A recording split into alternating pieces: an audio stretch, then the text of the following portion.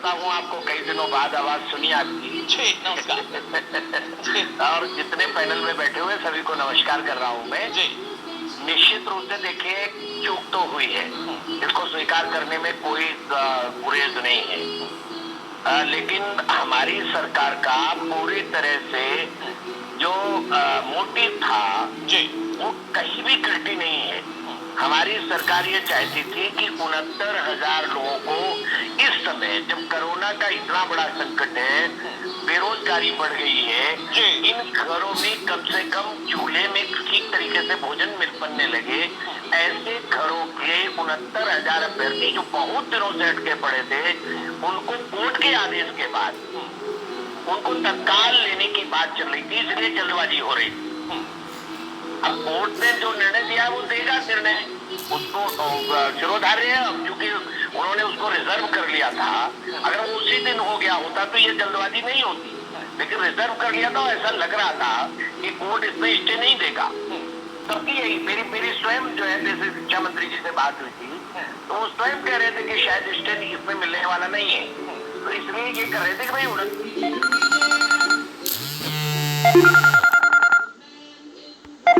70,000 लोग कम से कम नौकरी पर पहुंच जाए। जी तो निश्चित रूप से उन लोगों को तो बहुत निराशा हुई है, इसमें किसी तरह का संदेह नहीं, लेकिन न्यायपालिका तो सबसे ऊपर है, उसका सम्मान सबको करना पड़ेगा।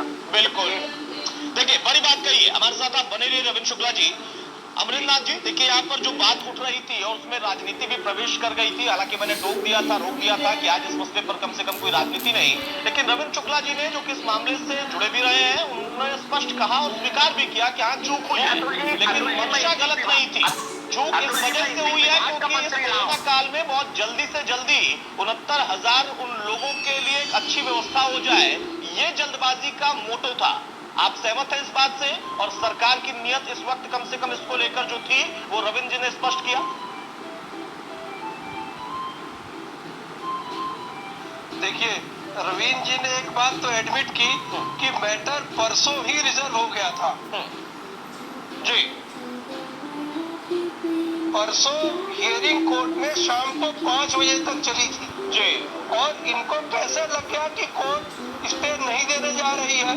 अगर कोर्ट को स्टे नहीं देने की कोई मंशा होती तो लगातार प्रक्रिया तो पहले से चल रही मेरे मित्र। बिना लंच किए कोर्ट ने सुनवाई की, लंच में भी कोर्ट उठी नहीं थी परसों, और आज कोर्ट ने अपनी मंशा जाहिर कर दी थी कि आज सवेरे इसका जो भी आदेश होगा वो आ जाएगा। फिर क्या ये जल्दीबाजी थी कि परसों 5 बजे जजमेंट ऑर्डर रिजर्व हुआ था और रात में 11 बजे आपने रिजल्ट डिक्लेयर कर दिया। 2 दिन वेट कर सकते थे आप। आपकी मंशा केवल और केवल मामले को उलझा देने की थी। देखिए क्या है, आपका चश्मा ऐसा है जो जिसमें गलतियां दिखाई देती हैं। आप जब तक ये चश्मा नहीं उतारेंगे तब तक आपको समझ में नहीं आएगा, क्योंकि आपके ऊपर आपके दल का चश्मा लगा हुआ है। आपकी नहीं वो दल से नहीं है, अधिवक्ता है। रविंद्र जी मैं स्पष्ट कर दूं, आप उनको देख नहीं पा रहे हैं, वो अधिवक्ता है, याचिकाकर्ताओं के अधिवक्ता है। चश्मा वो जरूर लगाते हैं लेकिन उन्होंने अधिवक्ता वाला चश्मा लगाया है, वो किसी दल वाला नहीं है। नवाब खान साहब बैठे हैं समाजवादी पार्टी से, जब मैं बात आपकी कराऊंगा तब आप उन पर ये आरोप लगा सकते हैं, लेकिन अमरिंदर जी के लिए नहीं, वो अधिवक्ता है। अतुल जी, मैं इसी विभाग का मंत्री रहा हूँ और अधिवक्ता भी हूँ। एक बात बताऊं कि इसी विभाग का मंत्री रहा हूँ और ये जो बीएड बीटीसी विशिष्ट बीटीसी है, ये हम ही ने चालू की है। लाखों लोगों को नौकरी दी है, इनको मालूम होगा आदरणीय अधिवक्ता जी को। और ऐसे लोगों को घर से उठा करके नौकरी दी, मैंने लाखों लोगों को, एक बार तो 97,000 लोगों को नौकरी घर से उठा के दी, और किसी का किसी को कोई परेशानी नहीं हुई। लेकिन कहीं मानवीय चूक के कारण अगर ये दिक्कतें हुई है, निश्चित है कि इतने 69,000 लोगों को आज क्या कैसा लग रहा होगा, कल्पना करिए आप। बिल्कुल न्यायपालिका तो न्यायपालिका है, उसका आदर तो सबको करना पड़ेगा। लेकिन रविंद्र जी एक बहुत छोटा सा सवाल, चूंकि आप बहुत अच्छे से इन चीजों को समझते हैं और इन चीजों पर आपने काम भी किया हुआ है, यहाँ पर जो एक सवाल है, आपकी नीयत अच्छी थी, आपकी मंशा अच्छी थी, लेकिन जब ये मामला कोर्ट तक था वहां पर नहीं लगता कि जल्दबाजी होगी, जिसको आप कह भी रहे हैं। आपने कहा कि उम्मीद नहीं थी कि स्टे आएगा, 2 दिन तो रुका जा सकता था, कम से कम उनको परेशानी नहीं होती जो काउंसलिंग सेंटर तक पहुंच गए। अतुल जी क्या है कि अच्छाई के लिए अश्वत्थामा हतो नरोवा कुंजरोवा कहा जाता है, ये हमारे शास्त्र बताते हैं। ये अच्छाई थी। 69,000 लोगों को नौकरी देना, अगर हम दे देते 4 दिन और रुक जाता कोर्ट का निर्णय, और ये 69,000 लोग नौकरी पर अगर पहुंच जाते तो बाकी चीजें जो ज्यादा होता, तो जो रह जाते वो उनके बारे में कोर्ट से निर्णय दे देता। तो इसमें कहीं हमारी नीयत खराब नहीं थी, केवल 69,000 लोगों को हम नौकरी पर पहुंचाना चाहते थे और अच्छी नीयत के साथ हमने ये काम किया था। अच्छी नीयत के लिए अगर हमारे ऊपर उंगली उठाई जाए तो ये छिद्रान्वेषण के अतिरिक्त और कुछ नहीं कहा जाएगा। ठीक है, नवाब खान साहब आप कुछ कहेंगे इस पर? रविंद्र जी ने बहुत स्पष्ट तरीके से इस बात को रख दिया और उन्होंने ये भी स्वीकार किया कि हाँ चूक है, लेकिन नीयत खराब नहीं थी। हम चाहते थे कि 69,000 को तत्काल, और बाकी अगर कोर्ट में मामला है कुछ आगे आएगा तो उससे भी हम निपटेंगे, उस पर भी नीयत साफ है सरकार की। लेकिन आपको तो नीयत में ही खोट दिख रही थी। खान साहब, माननीय अध्यक्षा जी ने बड़े स्पष्ट कहा है कि जब 2 दिन पहले तक शाम को 5 तक कोर्ट ने हेयरिंग करी और मामला रिजर्व कर दिया, तो सरकार को क्या जरूरत थी कोरोना के आपातकाल में क्या कोर्ट के निर्णय का इंतजार नहीं करना चाहिए था? यदि कोर्ट के निर्णय का इंतजार करने के बाद किसी की पीड़ा का भान होगा तो आप ये बात नहीं करेंगे। तो पीड़ा तो आज भी रुकी जनाब, करिए जो बेरोजगार अरे उनकी पीड़ा आपने परेशान किया। अरे यदि आज भी जो वो पीड़ा खत्म नहीं हुई, अरे ये तो निर्णय हो जाएगा, आज भी तय कर दिया। लेकिन सरकार इसमें कहाँ पे दोषी हो गई भाई? सरकार दोषी नहीं, सरकार की नियत के पर सवाल खड़ा हो रहा है। सरकार इसमें इसमें खराब थी, जरा बता दीजिए खान साहब। शुक्ला जी, इसमें क्या नियत खराब थी शुक्ला जी मैंने आपको बड़ी गंभीरता से सुना। ठीक है, बोलिए खान साहब, बोलिए खान साहब, बोलिए। शुक्ला जी, जब कोर्ट ने अपना फैसला सुरक्षित रख लिया और ये कोरोना का आपातकाल चल रहा है, तो उन विद्यार्थियों को कितनी कष्ट हुआ होगा जाने में, और आज भी कोर्ट के निर्णय से वो रोजगार के अवसर तो रुके नहीं रुके, वो नौकरियां रुकी नहीं रुकी। यदि सरकार के फैसले के बाद, कोर्ट के निर्णय के बाद सरकार फैसला करती तो क्या ज्यादा अच्छा होता। आज के समय पर ठीक है, शुक्ला साहब इसका जवाब देंगे बहुत जल्दी से, समय थोड़ा कम है। मैंने केवल खान साहब से एक प्रश्न किया कि इसमें हमारा हित क्या था। 69,000 लोगों को नौकरी मिल जाती, उसकी वाहवाही मिलती, यही इतना हित होता।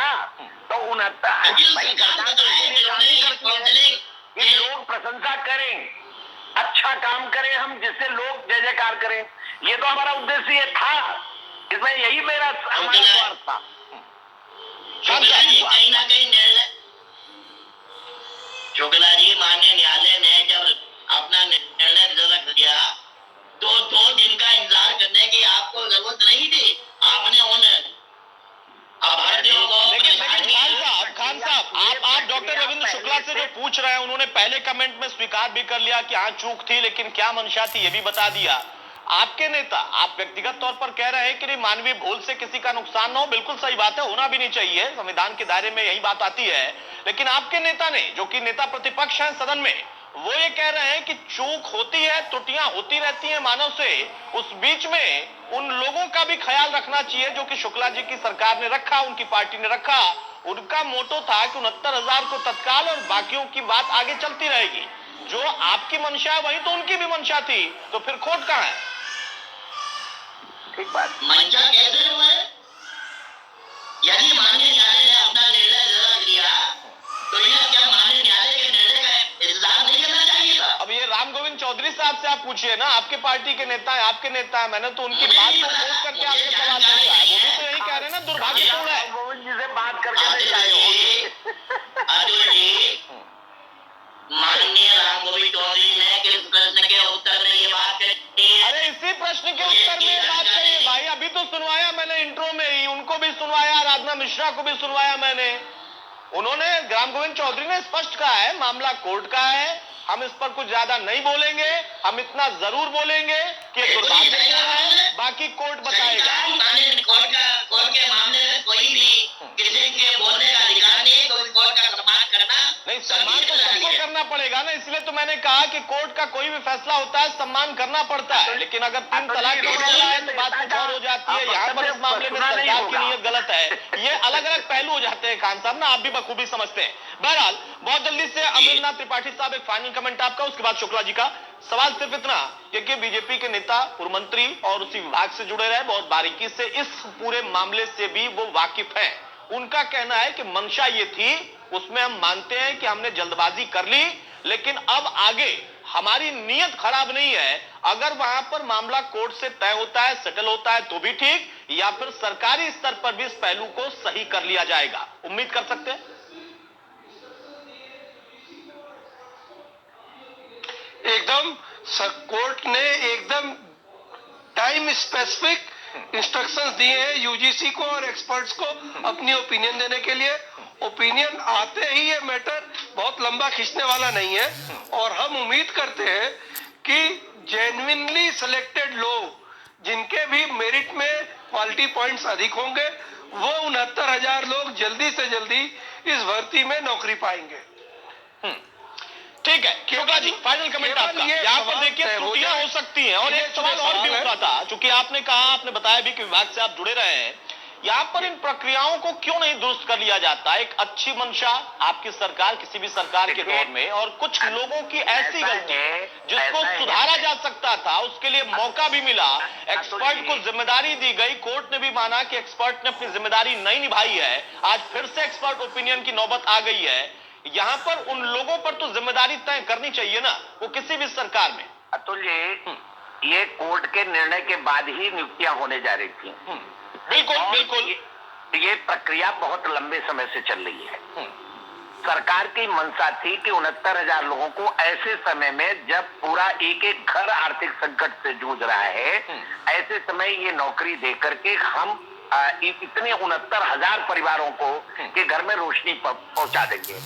उद्देश्य केवल इतना था, और अच्छे उद्देश्य के लिए किया गया कोई भी काम गलत माने उसमें त्रुटियां हो सकती हैं, लेकिन उसमें उंगली नहीं उठाई जा सकती है। हमारी मंशा पर, हमारे जो हमारी इरादा था, उस पर आप प्रश्न अगर लगाते हैं तो निश्चित रूप से आप ठीक नहीं करते। और एक बात जान लीजिए, जैसा अभी आदरणीय त्रिपाठी जी ने कहा कि ये जो है कोई रुकने वाला काम तो नहीं, 4 से 10 दिन से ज्यादा टाइम नहीं लगेगा, 15 दिन लग जाएगा। इन सबको नौकरी तो मिलने ही वाली है। हाँ, ये जरूर है कि और अभी तो बहुत सारी नौकरियां हैं, इनको हम चाहते हैं कि 1 वर्ष के अंदर कम से कम 2 लाख से ऊपर शिक्षकों को नौकरी मिल जाए, ये हमारी सरकार की मंशा है। जैसा आपने हमारे मुख्यमंत्री जी को सुना होगा कि उन्होंने टास्क फोर्स बना दी है, और ये जो जितने भी मजदूर लौटे हैं उनके लिए भी उनकी स्किल तय की जा रही है, और उसके अनुसार कहां कहां उनको नौकरी में रखा जाएगा। 1.5 वर्ष के अंदर आपको चमत्कार दिखाई पड़ेगा। ठीक है बिल्कुल, चमत्कार को तो नमस्कार भारत में किया ही जाता है। शुक्ला जी, आप भी जानते हैं, आपका तो लंबा अनुभव है, लेकिन आपका इतना भी अनुभव होगा, आप कह रहे हैं उंगली नहीं उठ सकती है। राजनीति में उंगली ना उठे, ये तो अपने आप में उंगली उठाने वाला प्रश्न आपने कर दिया, जवाब दे दिया। राजनीति तो होती ही है, अच्छे पर भी उंगली और खराब पर तो उंगली नहीं, पता नहीं क्या क्या उठ सकता है, लेकिन राजनीति में सब कुछ होता है। बहरहाल आपने स्पष्ट माना भी, ये अच्छी बात थी। ये बहुत कम होता है कि हाँ चूक को कोई स्वीकार करे, लेकिन उसमें मंशा आगे क्या है, समाजवादी पार्टी भी यही चाहती है कि हाँ जो रुक गया वो आगे बढ़ जाए, और उसमें जो वंचित रह गए उनको भी लाभ मिल जाए, और यही सरकार की भी मंशा है। तो बहुत सुखद बात है कि हाँ राजनीतिक दल भी एक ही मंशा रखते हैं, कम से कम इस मामले पर, और यही मंशा अमरिंदर जी की है, याचिकाकर्ताओं की तरफ से। बहुत शुक्रिया डॉक्टर रविंद्र शुक्ला साहब आपका, नवाब खान साहब आपका, अमरिंदर त्रिपाठी साहब आपका। 69,000 जो भर्ती का मामला था वो फिलहाल अभी स्टे के दौर में तो आ गया, लेकिन यहाँ पर स्पष्ट एक चीज सरकार की तरफ से भी है, उस पार्टी की तरफ से भी है, और खुद यहाँ पर जो कोर्ट ने स्पष्ट आदेश दे दिया है कि आप इसको एक्सपर्ट्स के पास भेजिए, अब पर जो खामियां हैं वो दूर कर दी जाएंगी, इसकी उम्मीद हम कर सकते हैं।